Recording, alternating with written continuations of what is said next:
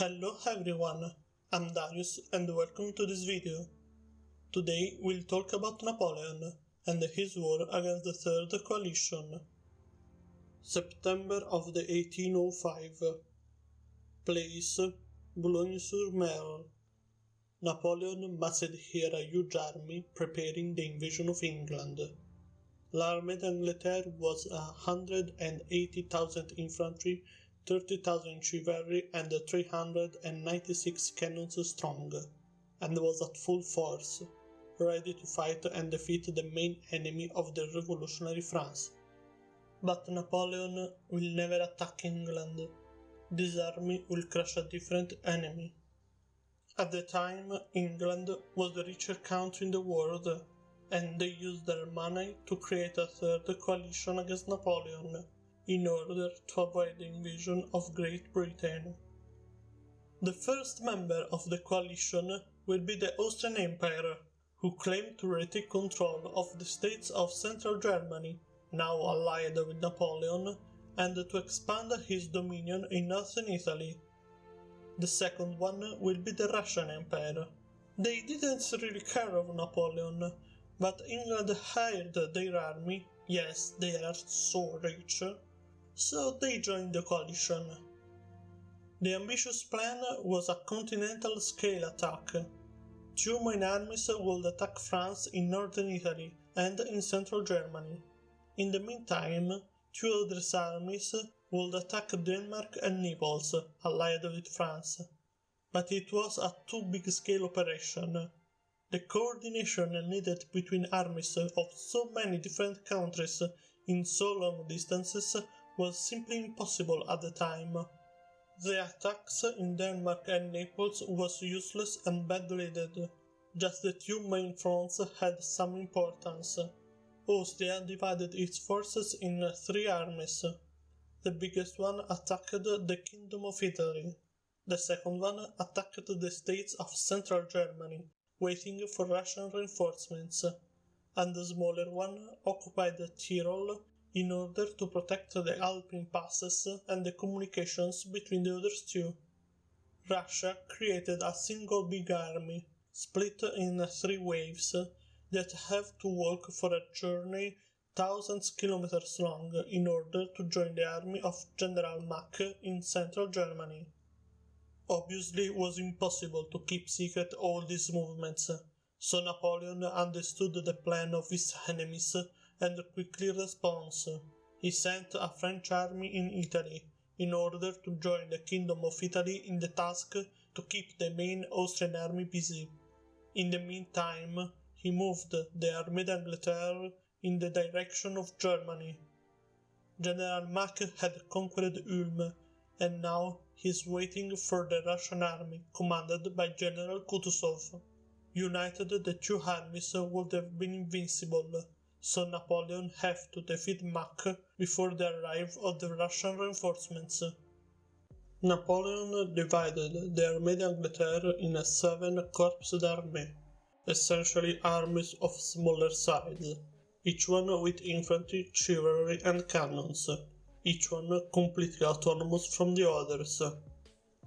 This organization allowed to Napoleon to move a huge army very fast, very easily. The soldiers of Napoleon used to say that the emperor did not win the wars with their arms, but with their legs. The French army was clearly superior in speed and maneuverability, and Napoleon will use this superiority for his victories.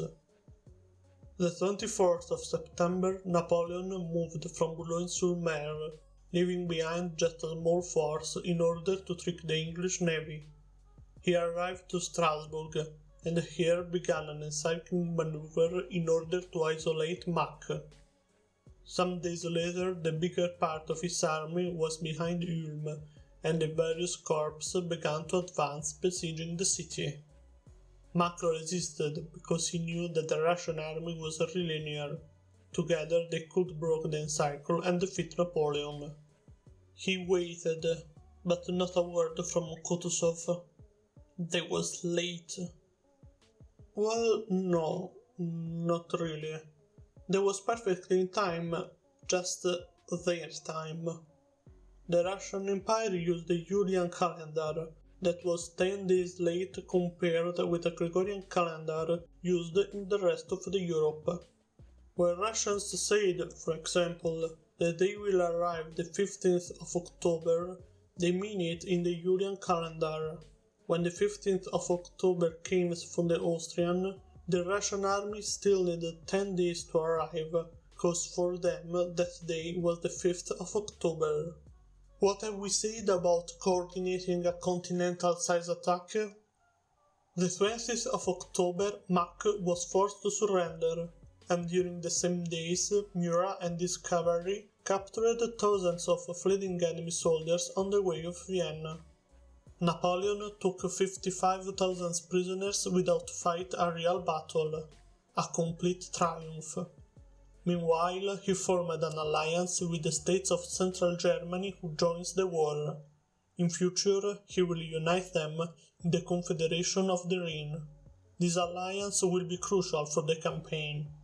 The states of the Confederation will give to Napoleon free access to their territories, supplies for his army, and thousands of soldiers for the defense of the supply lines and for disrupting the Prussian army. Having heard of the defeat of Mack, Kutuzov decided to retreat. He can't face Napoleon alone, and began to regroup the Austrian army. During the retreat, they are forced to abandon Vienna. It was impossible for Kutuzov to defend the city. Murat will enter in Vienna the 12th of November without a fight. Kutuzov continued to avoid the battle. But now Napoleon is in a difficult spot. He risks to be encircled himself. He have Kutuzov at east, the other Austrian armies at south, and the threat of the strong Prussian army at north. Prussia was formally neutral, but the coalition states almost convinced them to join the fight. Kutuzov was trying the strategy that will be so successful during the Russian campaign 10 years later. He wants to avoid every battle and let that winter and geography won the war for him. But the Tsar Alexander and the Austrian Emperor Francis II joined his army and forced him to attack. The Emperor Francis didn't want to see his empire destroyed, and the Tsar was young and ambitious. He was sure he was able to defeat Napoleon. Kutuzov had to stop his retreat in Moravia, modern Czech Republic, but at least avoided any reckless move and refused to attack. Napoleon cannot afford a deadlock. He was in the middle of enemy territory, at the beginning of winter, with enemy armies in every direction. He have to defeat Kutuzov, and he have to do it fast. He moves his army at Brno, following Kutuzov, and made a plan to persuade his enemies to attack him. He faked weakness, sending diplomats asking for peace, and retreating from the heights of Pratzen, a strong position. The emperors took the bait, and forced Kutuzov to occupy the heights in order to attack Napoleon the following day. It's the 1st of December of the 1805. Napoleon have almost 60,000 soldiers and 139 cannons, forming a defense line from Bosnitz to Telnitz. The Russian-Austrian army have 85,000 soldiers and 278 cannons over the heights. Napoleon thought that the enemies will attack his right flank in order to cut him off the road to Vienna, and he was okay with this plan. He even weakened his right flank on purpose, in order to encourage the enemies to attack in that sector. During the night he received the news that he was waiting. Marshal Davout was arriving from Vienna with his corps army of 13,000 soldiers. He will be on the battlefield the next morning in time to stop the enemy attack. All the plans are done, so Napoleon spent the night with his soldiers in order to keep high the morale, telling them that the victory was assured. 2nd of December of the 1805. Dawn. the Battle of Pratzen began. Following the complex battle plan of General Weyrother, the army of the coalition began to advance, attacking the right flank of Napoleon, like predicted by him.